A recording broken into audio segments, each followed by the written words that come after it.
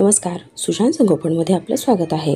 यापूर्वी चॅनलवर आपण बाळाच्या विकासातील बरेचसे उपयुक्त माहितीचे व्हिडिओज पाहिलेले आहेत। आज आपण उन्हाळ्यात बाळासाठी बनवता येणारे पौष्टिक, चविष्ट, बाळ आवडीने खाईल, बाळाचं छान वजन वाढेल असे 3 पदार्थ पाहणार आहोत। उन्हाळ्यात बाळाला आहार जास्त प्रमाणात घ्यावासा वाटत नाही, त्यामुळे बाळाचं वजन कमी होणं, शरीरामध्ये अशक्तपणा जाणवणं, पाण्याचं प्रमाण कमी होणं असे त्रास दिसून येतात। या पदार्थांमुळे बाळ हे पदार्थ आवडीने पोटभर खाईल आणि बाळाचं वजनही कमी होणार नाही। उन्हाळ्यात बाळाची कशी काळजी घ्यावी याबद्दलचे आणखीनही उपयुक्त माहितीचे व्हिडिओ आपण चॅनलवरती पाहू शकता। त्यामुळे चॅनलला नक्की सबस्क्राईब करा। व्हिडिओ आवडला तर लाईक आणि कमेंट करायलाही विसरू नका। चला तर मग आपण आजच्या रेसिपीजला सुरुवात करूया। साबुदाण्याची खीर। इथे मी गॅसवरती एक भांडं ठेवून त्याच्यामध्ये पाणी घालून घेतलेलं आहे। पाणी व्यवस्थित गरम झाल्यानंतर आपण त्यामध्ये साधारण 5 तास भिजवलेला साबुदाणा घालून घेणार आहोत। हा साबुदाणा छान मऊ भिजलेला असायला हवा, म्हणजे तो छान शिजला जातो आणि बाळाला पचनासाठीही तो सोपा जातो। साबुदाणा बाळाचं वजन छान वाढवण्यासाठी आणि बाळाचं पचन सुधारण्यासाठी मदत करतो। पाणी व्यवस्थित उकळल्यानंतर आपण हा 5 ते 7 मिनिटांसाठी साबुदाणा पाण्यामध्ये उकळून शिजवून घेणार आहोत।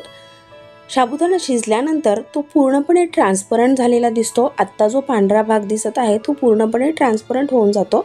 याचा अर्थ असा की साबुदाणा छान शिजला आहे। साबुदाणा जर तुम्ही कच्च्या स्वरूपात बाळाला दिला तर बाळाला बद्धकोष्ठता, पोटदुखी असे त्रास होऊ शकतात। त्यामुळे साबुदाणा व्यवस्थित शिजला जाईल याची काळजी घेणं गरजेचं असतं। साबुदाणा शिजल्यानंतर तो खूप मऊ होतो, त्यामुळे अगदी दात नसणाऱ्या 6-7 महिन्याच्या बाळालाही ही खीर व्यवस्थित खाता येते। शिवाय साबुदाणा बाळाचं वजन छान वाढवण्यासाठीही मदत करतो। आता हा साबुदाणा शिजत आलेला आहे, हा ट्रान्सपरंट झालेला आणि या खिरीला थोडासा दाटसरपणा आलेला आपण पाहत आहोत। तुम्हाला जर हवा असेल तर हा भिजलेला साबुदाणा थोडासा हाताने मॅश करून किंवा मिक्सरला बारीक करूनही तुम्ही शिजवून घेऊ शकता, परंतु अशा पद्धतीनेही साबुदाणा व्यवस्थित शिजला जातो। आपण पाहू शकता या ठिकाणी हा साबुदाणा व्यवस्थित ट्रान्सपरंट झालेला आहे आणि छान शिजलेला दिसत आहे। तर मी एका वाटीमध्ये घरी बनवलेलं ताजं दही घेतलेलं आहे। हे दही जास्त घट्टसर आहे आणि आंबट अजिबात नाही। आता या दह्यामध्ये मी चवीसाठी थोडीशी साखर टाकलेली आहे, तुम्ही गूळ देखील वापरू शकता। आणि हा शिजवलेला साबुदाणा जो की पूर्ण ट्रान्सपरंट झालेला आहे आणि दाटसर आहे, तो साबुदाणा मी थंड करून घेतलेला आहे आणि आता या दह्यामध्ये मी हा मिक्स करून घेणार आहे। अशा पद्धतीचा हा शिजवलेला साबुदाणा आणि हे दही खूप चवीला छान लागतं। तुमच्या बाळाला जर आवडत असेल तर तुम्ही यामध्ये चिमूटभर जिऱ्याची पूडही घालू शकता, त्यामुळे या पदार्थाला खूप छान चव येते। आंबट, गोड आणि थोडासा मसालेदार चटपटीत स्वाद या खिरीला येतो, त्यामुळे बाळ हे खीर आवडीने पोटभर खातं। शिवाय दही शरीरात थंडावा निर्माण करण्यासाठी, बाळाला पचनाचे त्रास होऊ नये यासाठी मदत करतं। साबुदाणा बाळाचं वजन छान वाढवतो।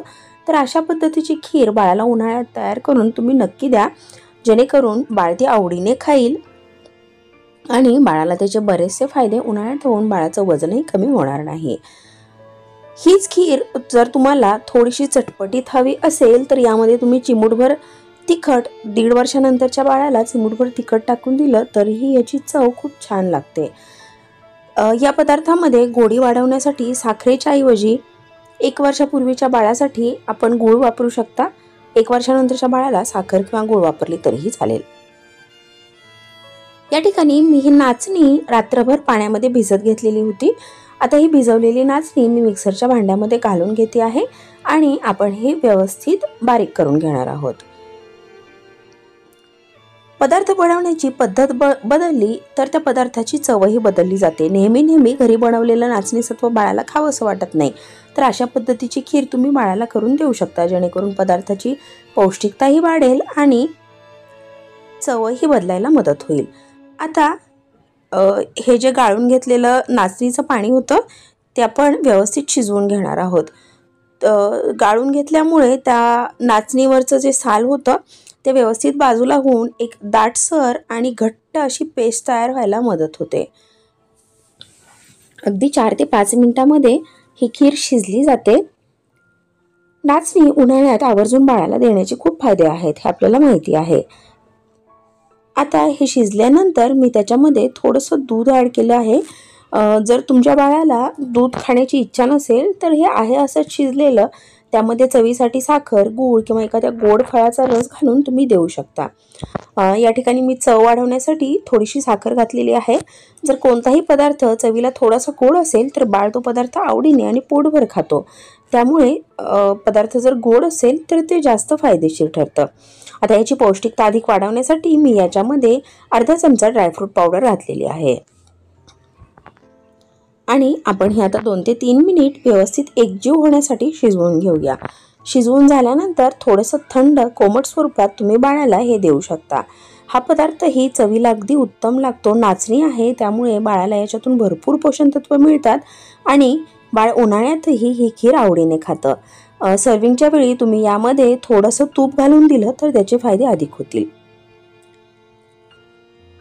आता हे जे आपण नाचणीचं पाणी घेतलेलं होतं तेच पाणी ज्या पद्धतीने नाचणी भिजवून घेतलेलं होतं तेच मी याच्यामध्ये घेतलेलं आहे. यापूर्वीच्या 2 रेसिपीज आपण गोड पाहिलेल्या आहेत. आता एक चटपटीत रेसिपीही पाहूया. तर मी पॅनमध्ये थोडंसं तेल घातलेलं आहे. तेलाच्या ऐवजी तुम्ही इथे फोडणीसाठी तूपही वापरू शकता. आता हे तेल थोडंसं गरम झाल्यानंतर आपण त्याच्यामध्ये जिऱ्याची फोडणी करून घेणार आहोत.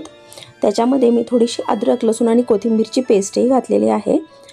आणि आता मी हे याच्यामध्ये थोडंसं पाणी घालून चवीसाठी थोडंसं मीठ घालते आहे. बाळ जर 1 वर्षाच्या पूर्वीचं असेल तर त्यामध्ये मीठ न घालता शिजवलेल्या भाज्या वगैरे तुम्ही घालून त्या पदार्थाची चव वाढवू शकता.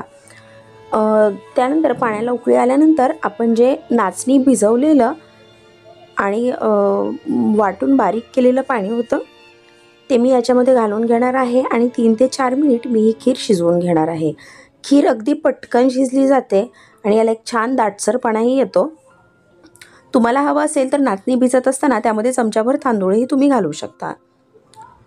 आता हे मिश्रण थोडंसं थंड झाल्यानंतर तुम्ही दह्यासोबत हे सर्व करू शकता जेणेकरून ह्या पदार्थाला एक आंबट आणि चटपटीत चव येईल. आणि उन्हाळ्यामध्ये शक्यतो लहान मुलांना असे पदार्थ खायलाही आवडतात. शिवाय यातून दही बाळाच्या पोटामध्ये जातं त्यामुळे शरीरात थंडावा निर्माण करण्यासाठीही याचे फायदे होतात. तर अशा पद्धतीचे 3 पदार्थ बाळाला नक्की तयार करून द्या. हे पदार्थ बाळ आवडीने आणि पोटभर खातं जेव्हा की उन्हाळ्यात बाळाला आहार घ्यावासा वाटत नाही. त्यामुळे बाळाच्या तब्येतीवरती उन्हाळ्यामुळे कोणतेही वाईट परिणामही होत नाहीत. आशा आहे हा व्हिडिओ आपल्याला नक्कीच मदत करणारा ठरला असेल. व्हिडिओ आवडला असेल तर व्हिडिओला लाईक, कमेंट आणि शेअर करा. चॅनलला सबस्क्राईब करा. परत भेटूया नवीन आणि उपयुक्त माहितीसह. धन्यवाद.